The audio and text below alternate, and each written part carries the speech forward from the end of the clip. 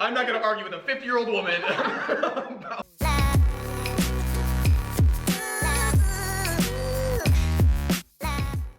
Hey guys! So today we are back with our friend Nate, and we thought we'd bring you guys a little real talk about how we ended up here. Why are we in Korea? Why are we here? How did we get here? Like, how did we even get here? Well, I came in. Hope you're sitting down. Yeah, sit down. It's actually like really, I think it's probably it's like standard for English teachers really, or it's what people think of, at least when they think of English teachers. I came like right when I graduated university, and it was like November before graduation, and I had in my mind that I was going to go to grad school, and then it got, you know, like halfway to where I was, you know, needing to like apply to those, and then I was like, you know, no. I don't want to Like, maybe not. I was like, well, what can I do where I can like travel and still make money, so I'm not just like, you know, a bum.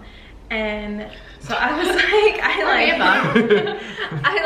insinuating we're not all bums.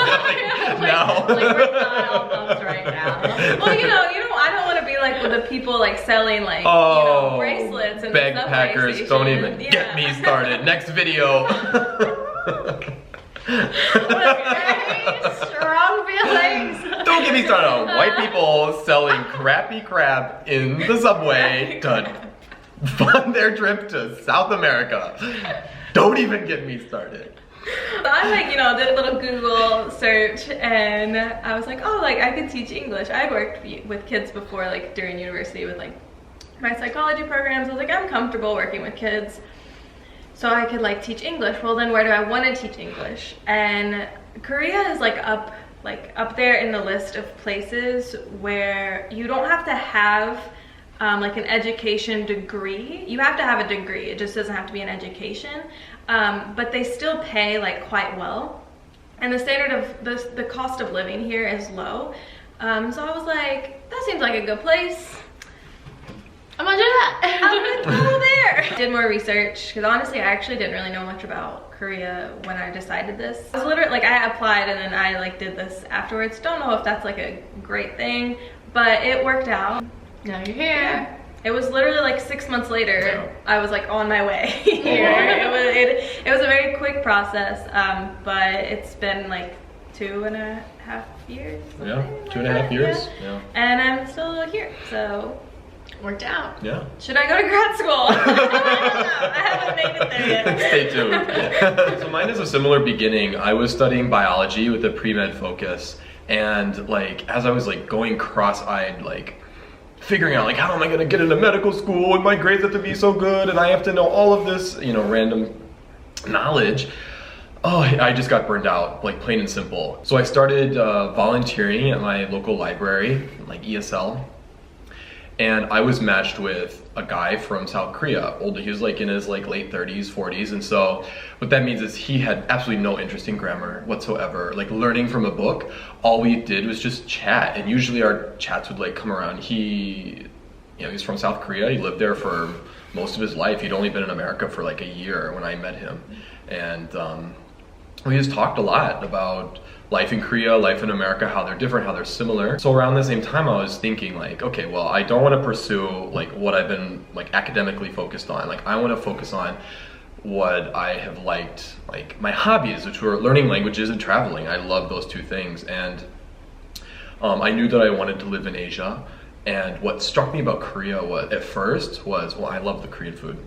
But like what struck me is, to me, to live in I love the Korean food. Did we catch that, guys? I love the Korean food. Korea's rubbing off on me.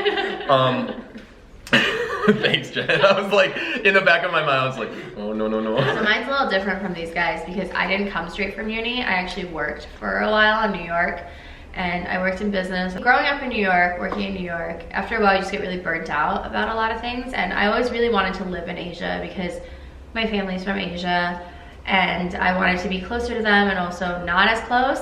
So I literally so Taiwan's off the picture. I was like, okay, where in Asia can I go and live Without my family being in the country. Which literally left one country. Which literally left one country because I actually like, Korea is the one of the places where like I actually have no relatives, no personal connections. I came on a vacation to Korea one time when I was in Asia visiting, and I really liked it here. And for me, it was kind of that reset button on my life a little bit. I just needed a break, and I also needed just a pause on everything. So it was just like kind of a perfect place for me. But actually, I applied to Epic twice.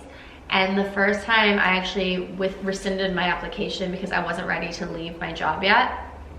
And I was like, damn, they're not gonna accept me again. Reapplied, and luckily they took me in again because I was like, I was just like, you know, I just wasn't ready. And that's very fair. You know, sometimes you wanna go, but there are just other things that you need to take care of first, and that's totally fine. It's different for me, obviously, because I came when I was a little bit older. I'm not like super old. Don't be like, you're 45.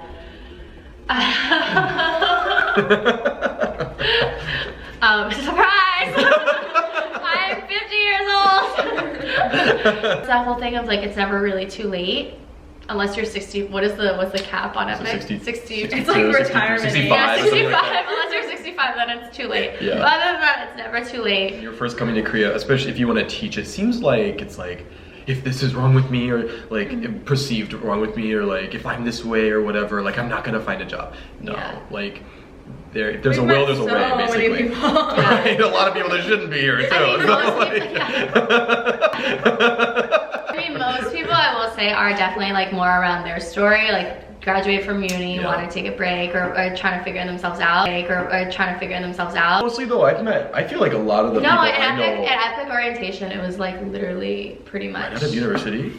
Most people were out of uni. Huh, maybe my perspective was different. I'm trying to think of who the other people I hung out in Daejeon with though. They were all like older. Oh, I said mostly, guys. They're really like not taking that to heart at all. Did I not say mostly? Like we said, but like mostly makes it sound like I mean, it's not like the majority. It is the majority, but it's like. That's just what it means. Get out! I'm not gonna argue with a 50-year-old woman about.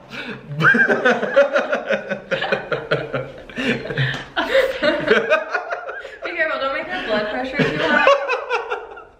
All of our students are gonna be like, I knew it. Secrets out.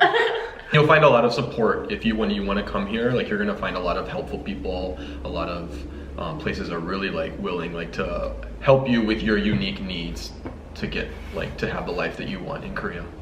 Yeah, you'll meet a lot of interesting people, and you'll meet a lot of like interesting people. So they run the gamut, if you know what I mean.